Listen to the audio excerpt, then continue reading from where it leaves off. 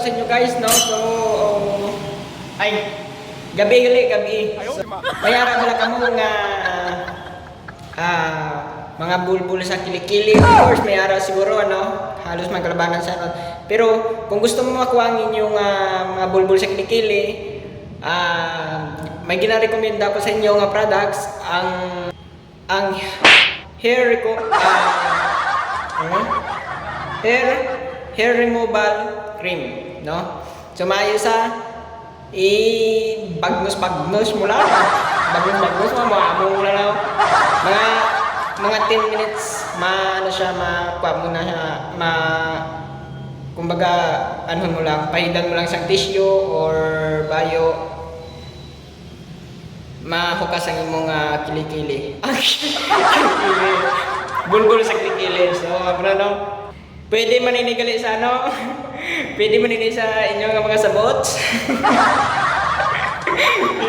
Pwede gini sa, no?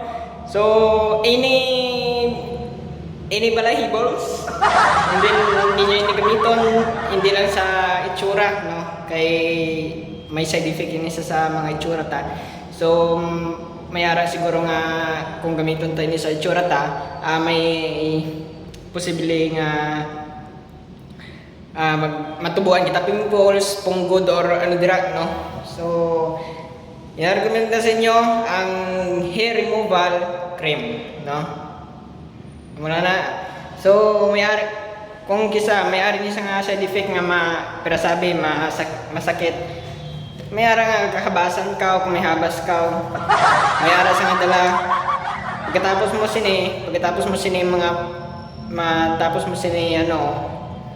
gamit, tapos makabangon daw ka lang sa tubig.